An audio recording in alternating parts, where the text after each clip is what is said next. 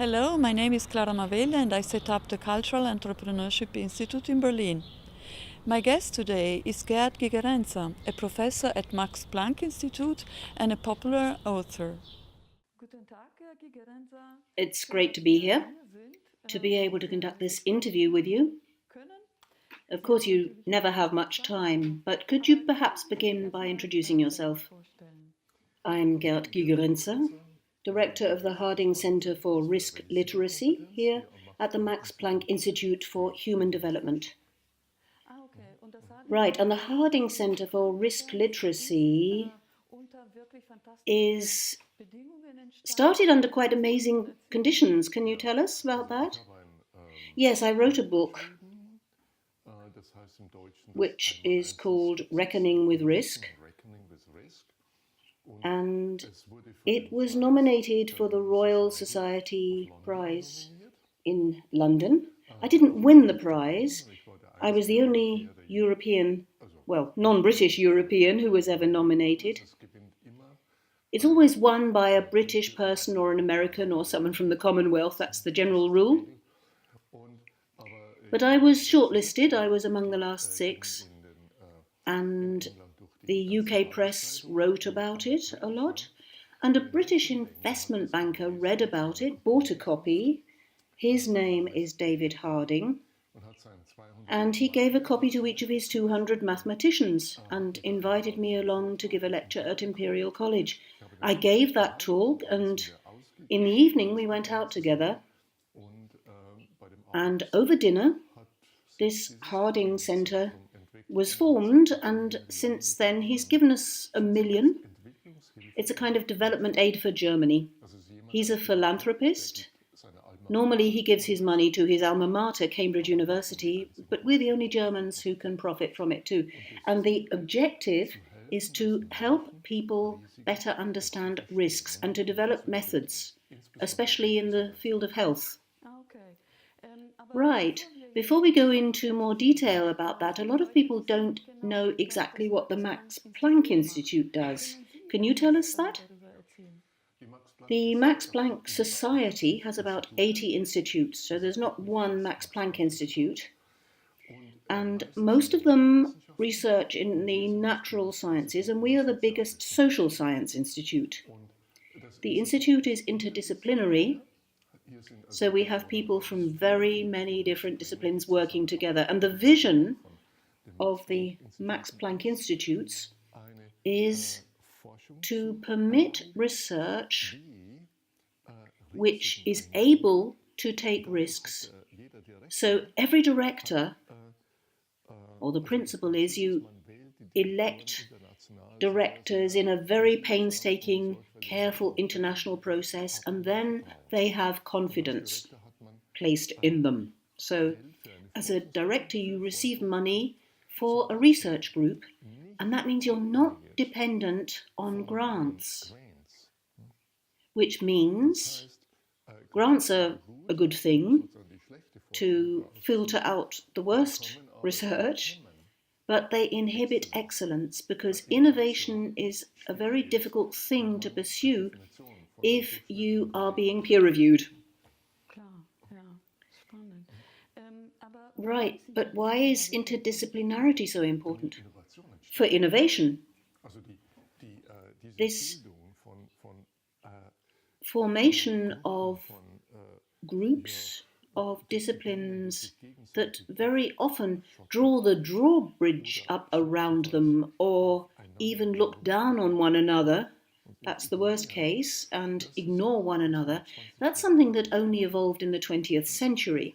And all these rivalries, we try to break open this structure and make sure that disciplines that do have something to do with each other come together and work together in the same place. Universities try to do that too, but the problem is that if each colleague is working in a different department at a different place, then the opportunity to work together is reduced by 50% from the outset. You need those people preferably to be together around one hallway and give them an opportunity to get together at least every day talk to each other, drink their coffee together or tea, and overcome those fears that one might perhaps not understand something properly. And interdisciplinarity also helps, because if you have an economist talking to an expert in machine learning, each knows that they don't really understand the other one. And you don't have to try to create the impression that you understand, which does tend to happen with the disciplines. But there's also an interaction between people very close to us, our beloved at home. And I've read that you are married to a well-known scientist or academic. I'm sure your breakfast conversation's fascinating. Yes, our marriage is interdisciplinary. My wife is a historian of science, and she runs another Max Planck Institute here in Berlin for the history of science, where she's director. And the things we talk about range, of course, from everyday matters to scientific matters. And I learned a great deal from her about how important it is to understand the history of one's own ideas, so that you grasp what the alternatives are and why those questions that we put are being put, and the historical contingency of this process, and that one could actually do one's research differently. Oh, this is really interesting. What does this have to do with statistics, for example? If we're talking about evolution and the fact that you say, and this is a quote from you, that there is a kind of risk illiteracy in the way people deal with probability and risk. Okay, let's come back to what I was saying before. I got to know my wife when I was spending a year at the Center for Interdisciplinary Research in Bielefeld about the probabilistic revolution. And I met her, let's say, by chance at a conference about chance. To come back to the issue, statistical thinking is as important today as reading and writing was at the beginning of the 20th century, which means that we need to teach it to people.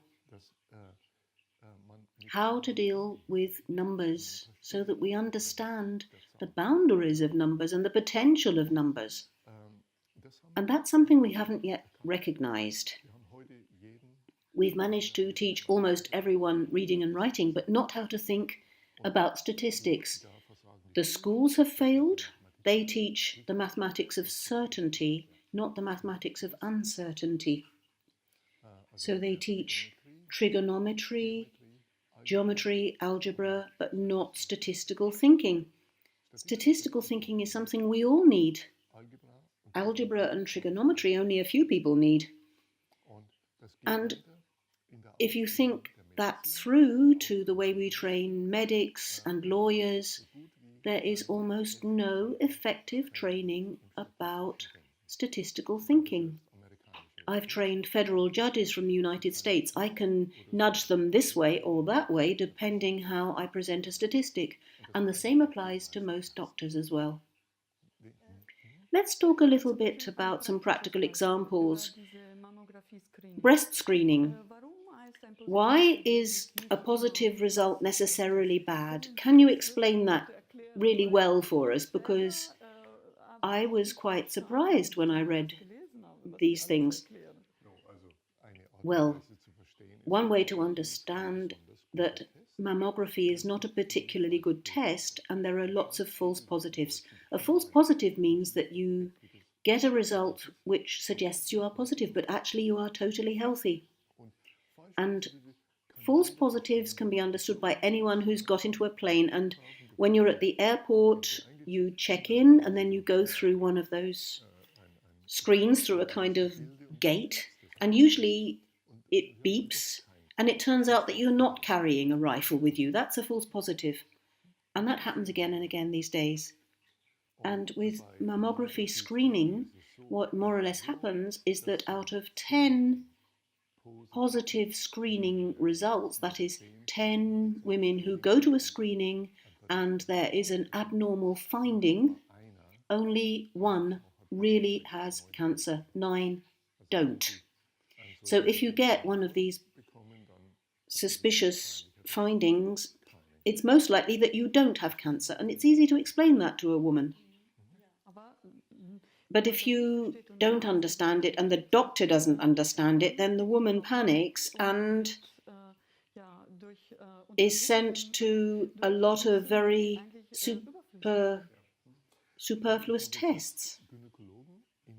Yes, I've trained gynecologists here on continuous professional development in Germany, about 1,000 of them, and most of them don't understand what I just said to you, that a positive screening result means that probably you don't have cancer.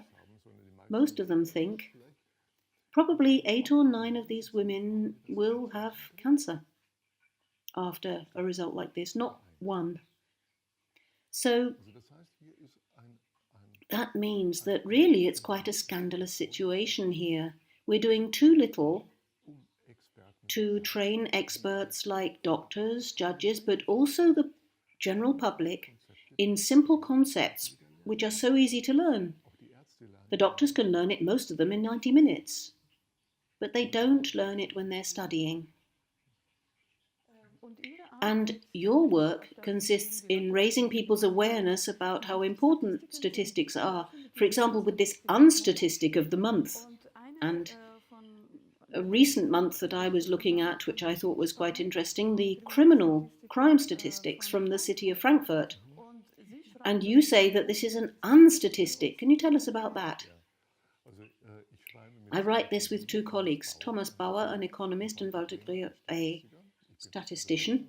I was trained as a psychologist, and every month we choose an unstatistic of the month, and you can read that on a German website at unstatistic.de, where we post them all.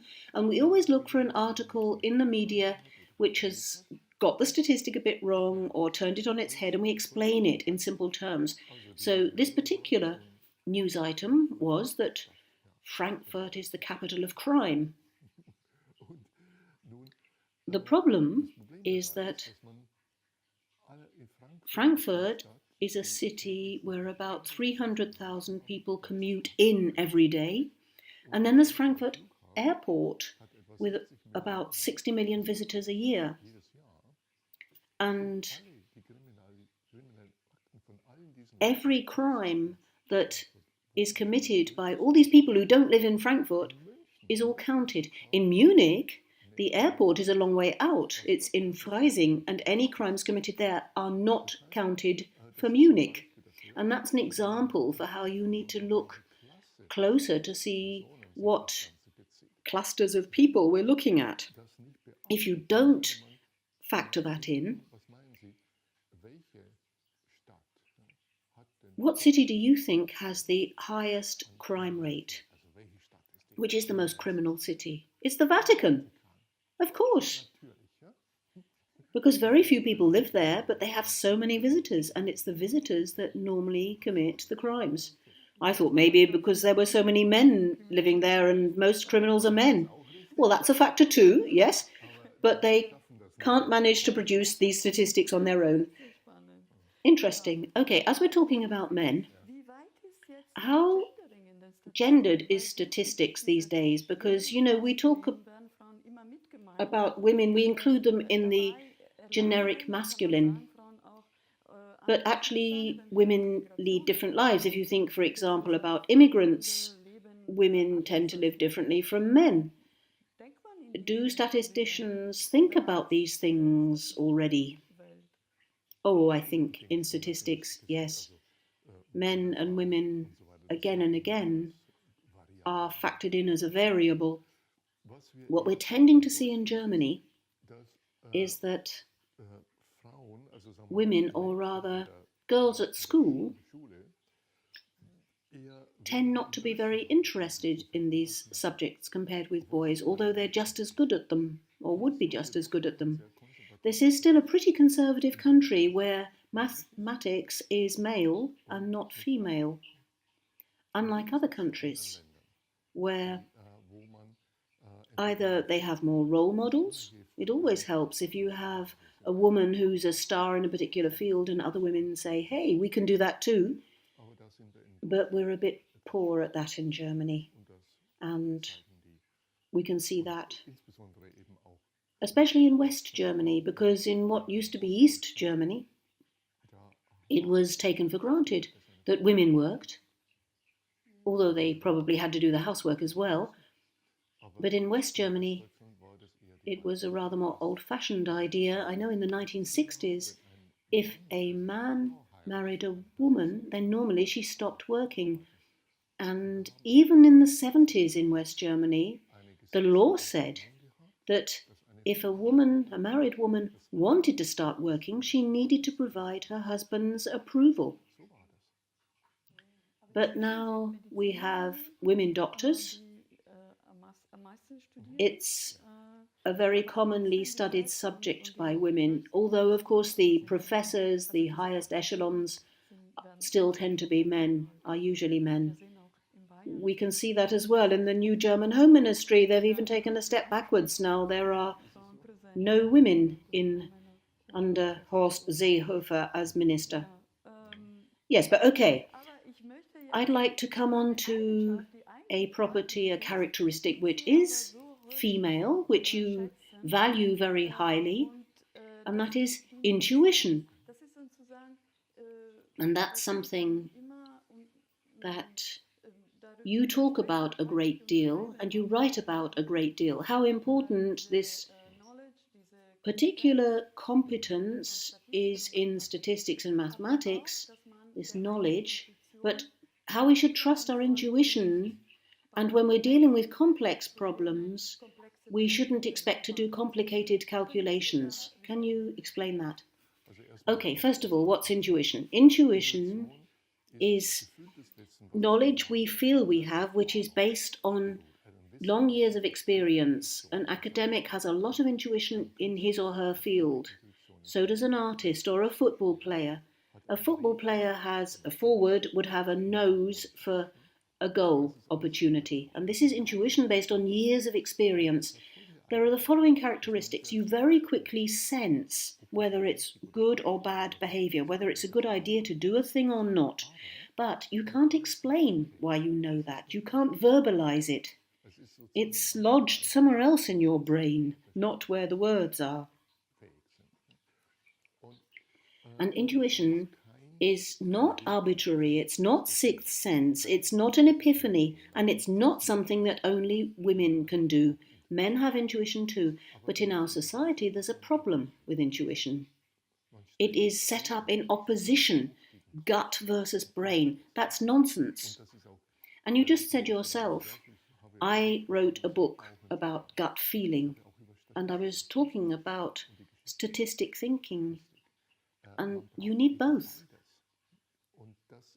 And a lot of people find that difficult to understand. Intuition is still very often associated with women. Women are intuitive, we men are rational. And this is a historical phenomenon because for centuries men were put in charge of women and intuition had the same destiny. Since the Enlightenment, reason was considered more important than intuition, and then the two things were somehow combined in people's minds. That's history. There's no evidence that women are better at intuition than men, or the other way around. The evidence suggests that people who have been working on a problem of a certain kind for years, a cameraman, for example, who has sound intuition about how to place a person in the right light, it doesn't matter if it's a man or a woman.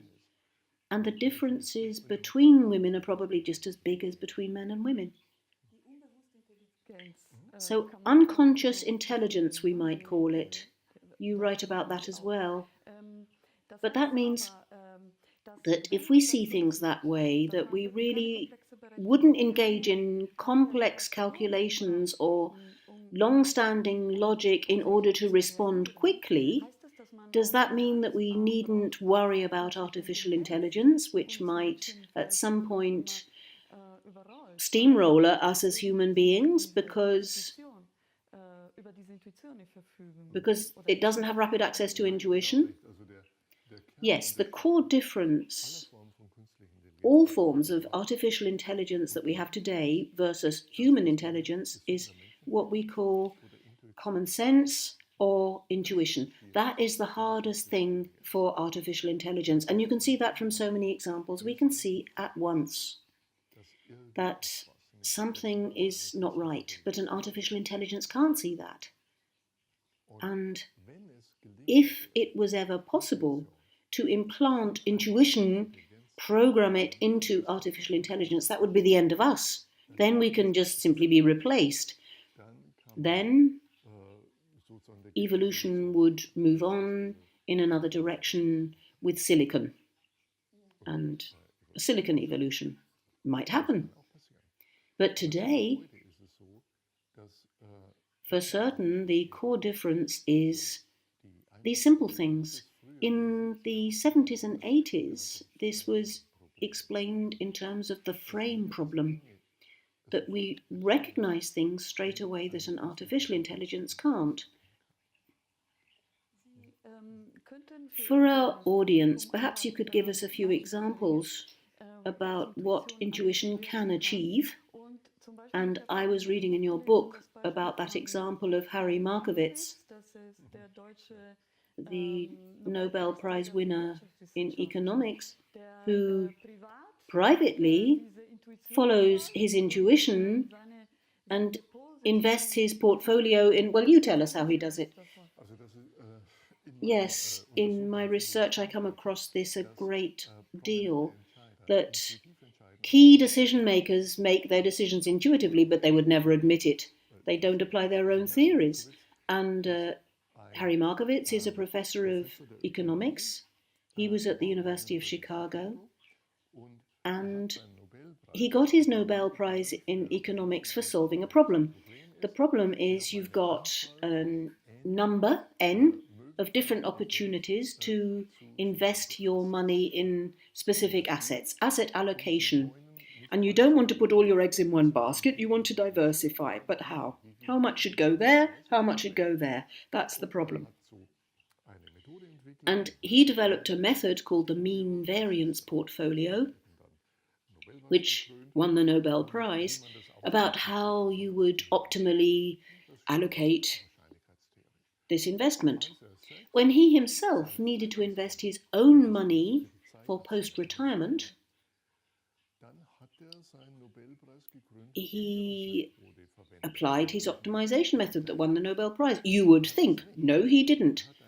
He had a heuristic, a rule of thumb, and intuition is based on heuristics like this, which was put the same amount of money in each.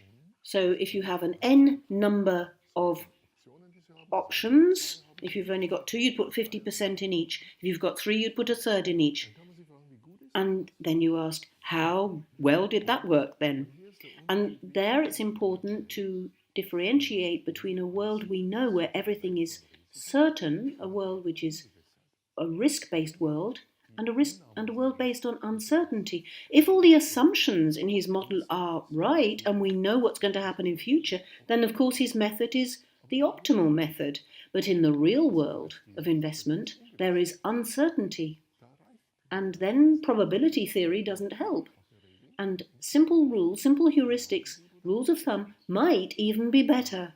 There are studies that have shown that you can actually earn more money investing than you can with a rule of thumb than with Markowitz.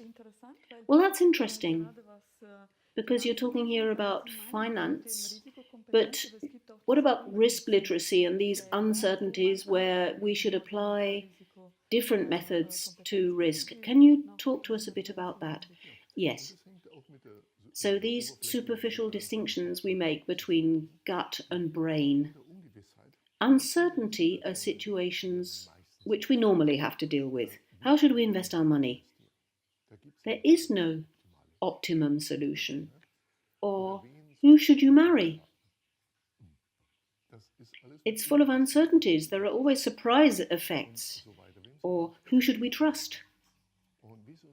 And how should we spend our time each day? How should we divide our time up and allocate that asset, time? So where standard probability theory doesn't apply, you need other methods, and people make reasonable decisions in other ways too. You can use heuristics. That's a rule of thumb, a simple rule like 1 divided by n. Allocate equally. It's a robust rule if you cannot predict what's going to happen in the future. If you could use Markowitz optimization. So listen to your gut. Yes, just do it. Go for it. And heuristics are typically simple. We study this systematically. Heuristics can be modeled mathematically. You can simulate them and you can see how good they are at predicting. And compare it, say, with the Markowitz method and see which works best. Can you give us not an example, please? Maybe choosing a partner. Yes, we'd all be interested in that. Classical optimization theory would say more or less, assuming you're 20 years old and you think, okay, the time's come to find a partner, how should you go about it? The individualistic theory would be, you look at all your options, all the men who are eligible for you, and then for each of these men, you list all the major consequences for you, whatever those are. For example, will he treat you nicely? Will he help with the kids? Will he want to be part of their upbringing? Whatever's important to you. And then for each of these men, you look at all the characteristics and you apply a numerical value to that characteristic to see how likely it is. Then you add all that up, you do your calculation, and the man who provides maximum utility value is the one you marry. That would be the standard approach, but hardly anybody does it like that, and certainly no economist. Throughout my life, I've only met one economist who told me that that's how he approached choosing his partner. He listed all the women where he thought that's a possible option. I didn't ask him how many there were. And he looked at all the possible consequences. They were different ones for him, like, will he still get that butterfly in his stomach after the honeymoon? He looked at the probability of that. Will she look after the kids and let me get on with my work in peace? And then he did his calculation, and where he had the highest utility value, he proposed to her and she accepted. He never told her about that. How long were they together? Well, they're divorced now. But that happens to a lot of people. That's the standard theory, if we really were to apply it. But you can immediately recognize the problem because you cannot predict the future. Most people then try to apply a different method, and there are whole countries where this decision is not really taken by the individual, but by, say, the parents. India is a good example. Most marriages are still concluded by the parents, and sometimes the kids get a choice between 2 or 3 or maybe 5 or 6 candidates, but that's the most choice they get.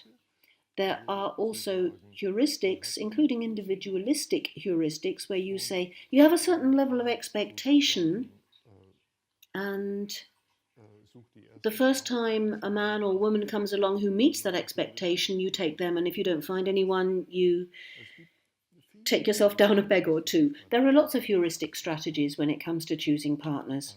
A famous philosopher once said, men have a very simple rule, which is try to get the woman that your friends are after.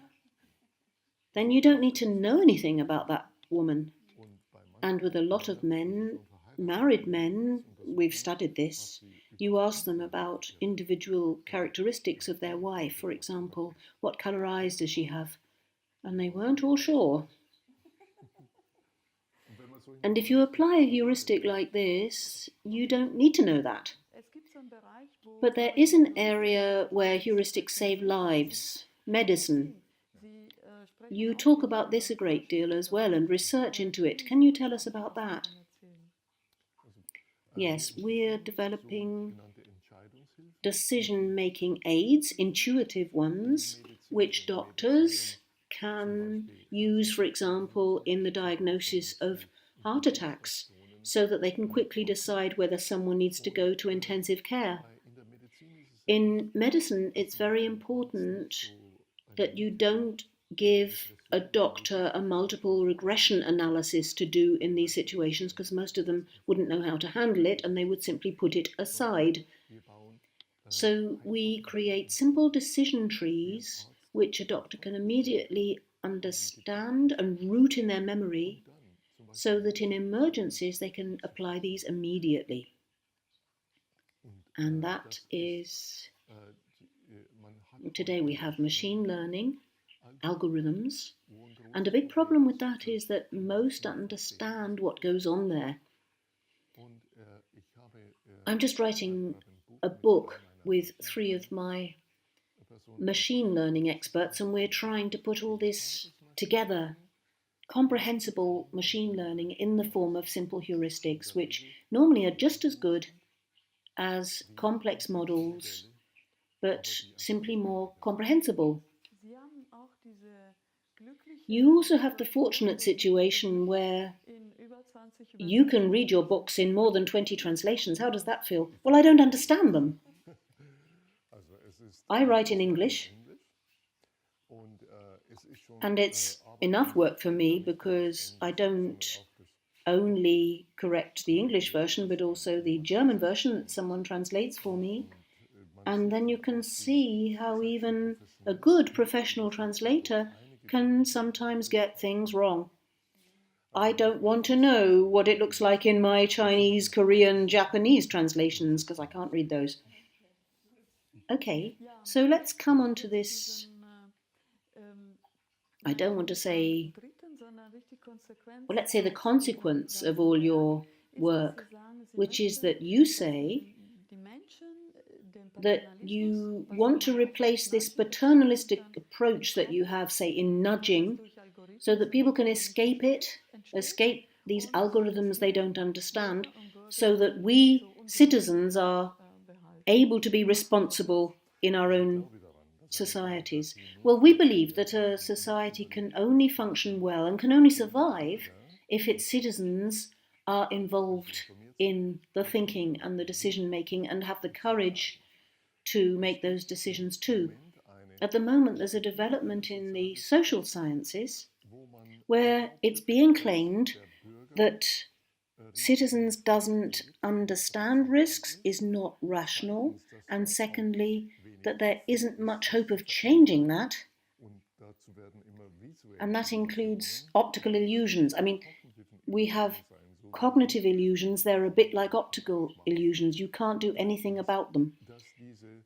And thirdly, this demonstrating these logical errors relates in some way to health, obesity, and poverty. So the logical consequence of that then is to appeal to the state to intervene, and that is a form of paternalism, or which we call libertarian paternalism, a soft form, if you like, where you seem to be giving people a choice, but you nudge them in a certain direction. It's a very old-fashioned marketing and advertising methodology. But I don't think that that should be the future of democracy. We don't need more paternalism in the 21st century, we need less of it. And that's why we're developing methods that help people to understand risks better. And we've shown that it works, that it's not right that people are hopeless. We can train doctors to understand uncertainties and risks, and we've trained judges. We work with schools and with vocational training. And above all, these logical problems that you come across have very little to do with real problems. For example, obesity, or the fact that people become addicted to cigarettes or their own mobile phones. Even when they're driving their cars, they feel they have to look to see who's trying to contact them at the moment and even answer them.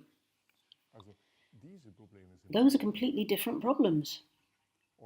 And we're working on a bit more enlightenment, let's say, and taking citizens seriously and helping them instead of nudging them.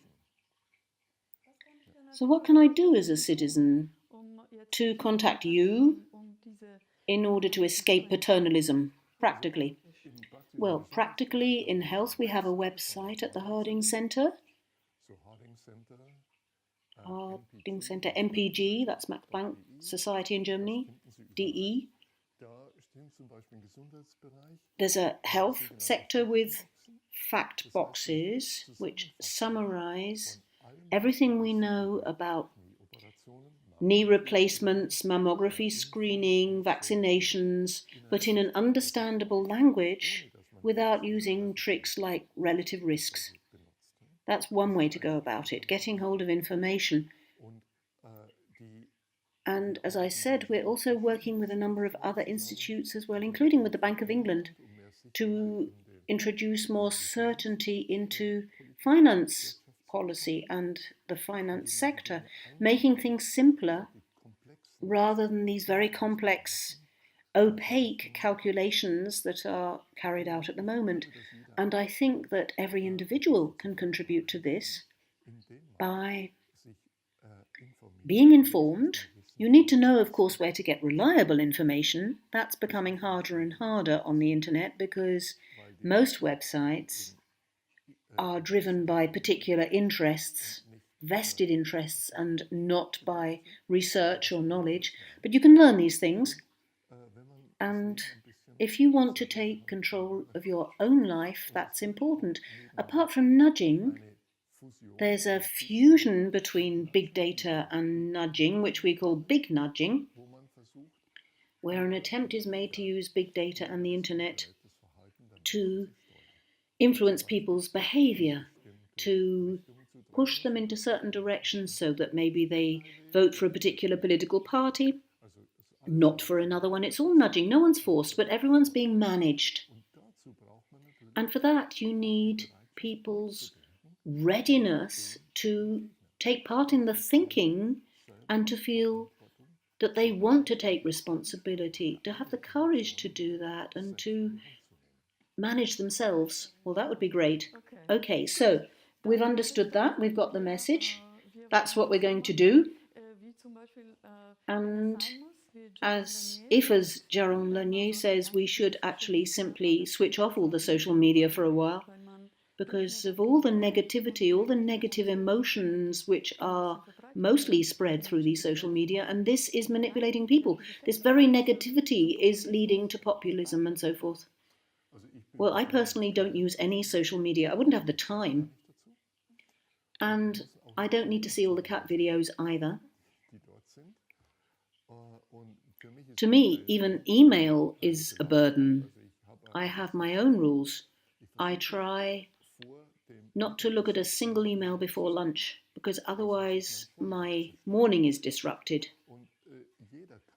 So everyone can exercise a little bit of self-control there and generate wiggle room, which a lot of people don't have anymore because they're dependent on things. There are lots of countries with statistics that say that the average person looks every 10 minutes at their mobile phone, switches it on to see what's happened. And of course, if you live like that, your ability to concentrate, your attention span is not terribly good. And we know from studies in the United States that the more time people spend on social media, the lonelier they feel compared with previous generations. And that is a development that, well, sometimes there's a good side to it. For example, It seems that teenage pregnancies have fallen in the United States because it's difficult to get pregnant digitally. Also, physical fights between mostly young men have turned into digital insults. At least you don't come away with physical bruises, although mentally it's not too healthy. And something we can say that especially social media have a huge influence on our psyche and on the generation that's growing up now. And I'm seeing more and more parents pushing their prams, the baby's looking at them and the parents are looking at their mobile phone. In the United States, there are studies that suggest that this mass use of smartphones by parents is inhibiting the language development of children and the emotional development because you don't get eye contact with your parents so often. I'd like to thank you for your time. Before we have to come to an end, I have a request. We've actually seen how wonderful it is when people read from their own books that they've written. And I'd like to ask you, please, to read us a page from your book, Risk Savvy, How to Make Good Decisions. And it's the page about revolutionizing school, where you also talk about responsible citizenship. It begins with a quote from Thomas Jefferson. Whenever the people are well informed, they can be trusted with their own government. And that is the core idea, that the masses need to be educated, not just the people at the top. Okay, so the chapter is called Revolutionize School. That is the most sustainable effect we can have. Tilly Smith, a 10-year-old English schoolgirl, was relaxing on the beach with her parents in Phuket, Thailand in 2004. Suddenly, the tide rushed out. Boats bobbed up and down. While other tourists went for the fish flopping on the sand, she said, "Mummy, we must get off the beach now. I think there's going to be a tsunami." Just before their vacation, Tilly had watched a video of a Hawaii tsunami in her geography class and learned the warning signs. Her parents took the little girl's warning seriously, alerted other people to leave, and notified hotel staff, who evacuated the rest of the beach. Tilly's beach was one of the few in Phuket where no one was killed or seriously injured. Billions are invested in the development of tsunami warning systems, which is a good thing, but technology alone will not help. The largest earthquake ever measured, 9.5 in magnitude, happened off the coast of Chile in May 1960. It created a huge tsunami wave that headed towards Hawaii. There, technology worked as planned. The automated alert system kicked in, and tsunami sirens went off hours before the island was hit. Yet most people who heard the sirens weren't sure what the noise meant and did not evacuate. 61 people died in Hawaii that day. Technology is of limited effect when people don't understand it. A risk-savvy child can be as effective as a fancy warning system. In October 2009, Nature published a 4-page news feature titled Risk School that compared my vision of public risk literacy to the prevailing paternalistic view that people are basically hopeless at understanding risk and need to be nudged into proper behavior.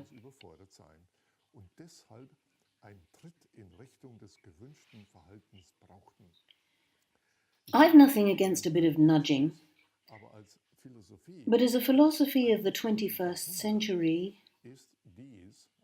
it is heading in a disturbing direction. We do not want future generations of people who can manage their lives only as long as they are pushed and pulled by others. Our children deserve better than that. Modern technologies unavoidably bring new risks, and sociologists have warned that we live in a risk society, threatened by the dangers created by the very growth of knowledge. Yet, new technology bestows chances as well as dangers. And instead of lamenting, we need a new generation of people who can handle them. In short, a risk society needs a risk-literate society. Fantastic. Thank you very much. And all the best.